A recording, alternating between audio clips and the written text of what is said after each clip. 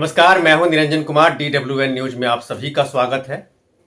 राष्ट्रीय राजधानी दिल्ली में विधानसभा के चुनाव को लेकर के सियासी पारा जो है अब चढ़ने लगा है। बीजेपी इस चुनाव को बड़ी गंभीरता से ले रही है और इसी सिलसिले में बीजेपी अब जो है बहुत गंभीरता के साथ उम्मीदवारों के चयन को लेकर के कई बैठकें कर चुकी है और ऐसी उम्मीद जताई जा रही है कि आने वाले दिनों में बीजेपी अपने उम्मीदवारों के नाम का ऐलान करना शुरू कर देगी, क्योंकि दिल्ली विधानसभा चुनाव में बीजेपी का जो एजेंडा है वो बिल्कुल साफ है कि कैसे आम आदमी पार्टी को तीसरी बार सत्ता में आने से रोका जाए। और यही वजह है कि बीजेपी ने अभी तक अपने उम्मीदवारों के नाम का ऐलान नहीं किया है।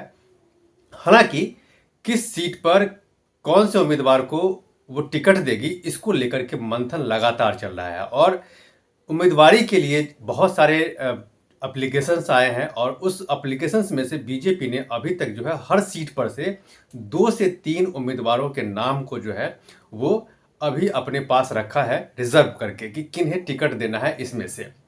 चूँकि अभी 3-4 मीटिंग में अभी ये फैसला लिया गया है और इसके बाद जब केंद्रीय चुनाव कमेटी की जब बैठक होगी, उस बैठक में ये फैसला लिया जाएगा कि किसको उम्मीदवारी दिया जाए, किसको टिकट दिया जाए।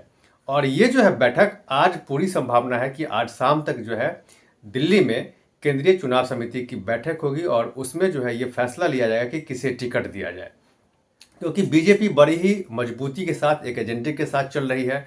क्योंकि उसका जो टारगेट है कि आम आदमी पार्टी को तीसरी बार सत्ता में आने से रोकना, अरविंद केजरीवाल को तीसरी बार सत्ता में आने से रोकना बीजेपी का मेन लक्ष्य है। और दूसरी बात यह है कि 98 के बाद 1998 के बाद से लेकर के अब तक बीजेपी जो है दिल्ली में खास करके सत्ता से बाहर है। तो कैसे इसके लिए चुनावी रणनीति बनाया जाए, उसी पर बीजेपी लगातार बैठकें कर रही है। और जो सत्तारूढ़ जो दल है आम आदमी पार्टी, उसके जो करप्शन के मामले हैं या फिर जो मनी लॉन्ड्रिंग के मामले हैं, उनके जो नेता जेल में गए हैं, या फिर शराब घोटाला मामला है, या फिर अभी जो हाल के दिनों में शीश महल घोटाला हुआ था, इन सभी घोटालों को उजागर लगातार कर रही है ताकि पब्लिक के बीच ये मैसेज जाए कि सत्तारूढ़ आम आदमी पार्टी ने पिछले 10-11 सालों में दिल्ली की जो जनता है उनको क्या कहा था और क्या करके दिया है। इसको लेकर के बीजेपी बड़ी ही गंभीरता से तैयारी कर रही है। और अभी तक जो है दिल्ली की जो विधानसभा सीट है 70 सीटें हैं और 70 सीटों में आम आदमी पार्टी ने अपने उम्मीदवार के नाम का ऐलान कर चुकी है। 21 सीट पर कांग्रेस ने भी उम्मीदवार के नाम का ऐलान कर दिया है और जल्दी ही उनके बाकी जो बचे उम्मीदवार हैं उनके भी नाम का ऐलान वो कर देगी। लेकिन यहाँ पर बात बीजेपी की है कि बीजेपी कैसे क्या करेगी। बीजेपी अभी तक जो रुकी हुई थी उसके लिए मेन जो वजह थी वो थी संसद का शीतकालीन सत्र चल रहा था और जो दिल्ली का जो प्रदेश यूनिट है, प्रदेश बीजेपी जो है, वो चाहती थी कि केंद्रीय जो चुनाव समिति है वो इस पर आखिरी फैसला ले कि किसे टिकट दिया जाए और किसे नहीं। और इससे पहले 2-3 बैठकें हो चुकी है उम्मीदवारों के नाम को लेकर के।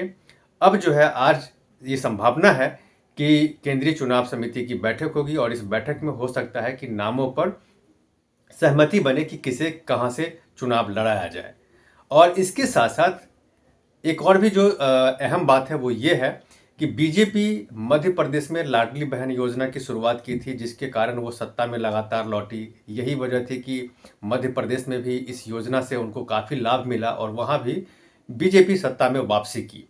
यहाँ पर भी जो सत्तारूढ़ पार्टी है आम आदमी पार्टी, उन्होंने भी महिलाओं के सम्मान के लिए 2100 रुपये देने का ऐलान किया है। हालांकि देखिए ये झूठी पार्टी है। इससे पहले 1000 रुपये का ऐलान की थी आम आदमी पार्टी ने। अरविंद केजरीवाल उस समय में खुद मुखिया थे, उन्होंने खुद ऐलान किया था। लेकिन आज तक जो है आम आदमी पार्टी ने दिल्ली की किसी भी महिला को 1000 रुपया उनके अकाउंट में नहीं दिया। उन्होंने कहा था चुनाव जीतने के बाद कि हर 18 साल से ऊपर की जो महिला होंगी उन सभी को उनके अकाउंट में 1000 रुपया दिया जाएगा, जो उन्होंने नहीं दिया। इस बात को उन्होंने एक्सेप्ट भी किया, लेकिन उसको गलत तरीके से उन्होंने एक्सेप्ट किया। उन्होंने ये कहा कि हमें जेल में डाल दिया गया था, इसलिए हम इस योजना का इम्प्लीमेंट नहीं किए हैं। और अब जो है अगर आप मुझे चुनाव जीता करके दोबारा भेजते हैं, तीसरी बार अगर सत्ता में मुझे भेजते हैं, तो हम आपको 1000 नहीं बल्कि 2100 रुपया देंगे। इसको लेकर के बीजेपी ने कटाक्ष भी किया है कि यही योजना दिल्ली के बाद उन्होंने पंजाब में भी उन्होंने लागू किया था। पंजाब में भी उन्होंने महिलाओं के साथ कहा था कि जो हम आपको महिला सम्मान योजना देंगे, लेकिन आज तक पंजाब की किसी महिला को उनके अकाउंट में पैसा नहीं गया है। तो बीजेपी का यही कहना है कि इन चुनावों में कि आम आदमी पार्टी की कथनी और करनी में फ़र्क है, और ये जो 2100 रुपये देने के जो वायदे कर रहे हैं, ये जानते हैं कि सत्ता में आएंगे नहीं, तो कैसे लुक लुभावन वायदे करें ताकि एक बार फिर से जो है दिल्ली की जो भोली भाली महिला हैं वो आकर्षित होकर के उनके पाले में जाए और उनको वोट करे। तो इस योजना का जो एक काट है, इस काट को कैसे दुरुस्त किया जाए, इसे लेकर के भी बीजेपी अभी तक जो है चर्चा कर रही थी कि केंद्रीय चुनाव समिति की बैठक में इस पर फैसला लिया जाए, क्योंकि तमाम जो बड़े नेता थे वो सभी संसद के सत्र में व्यस्त थे। अब चूंकि संसद का सत्र खत्म हो चुका है और अब जो है ये बीजेपी इस योजना पर भी चर्चा करेगी कि कैसे अरविंद केजरीवाल की जो 2100 रुपया महिला सम्मान देने की जो बात हो रही है, इस योजना के काट में ऐसी कौन सी योजना लाया जाए, महिलाओं के लिए योजना, महिला लाडली बहना योजना, जिस पर काम करना है। तो देखना यही है कि इस बैठक में किन किन मुद्दों पर चर्चा होती है। इसमें कोई दो राय नहीं कि उन्होंने ये एक्सेप्ट किया है कि जो मैनिफेस्टो कमेटी थी उनको दिल्ली की जनता ने भरपूर उनको सुझाव दिए हैं कि कौन कौन सी चीज़ें जो है उनको इम्प्लीमेंट करनी चाहिए। तो अब देखना ये है कि उन जनता से जो मिले सुझाव है उनमें से किन चीज़ों को वो अपने मैनिफेस्टो में शामिल करते हैं। दूसरी बात यह है कि महिला सम्मान योजना के मुकाबले में बीजेपी अब जो है क्या करती है, महिलाओं के लिए कौन सी योजना लेकर के आती है लोक लुभावन, जिसके जो उन्हें सत्ता में पहुंचाने में कारगर होगी। और सबसे आखिरी बात जो है वो यही है कि अब बीजेपी के पाले में है गेंद कि बीजेपी कैसे आम आदमी पार्टी के 70 उम्मीदवारों के सामने एक मजबूत कैंडिडेट को उतारेगी और अच्छे से इस मुकाबले को आम आदमी पार्टी बनाम बीजेपी करने की कोशिश करेगी।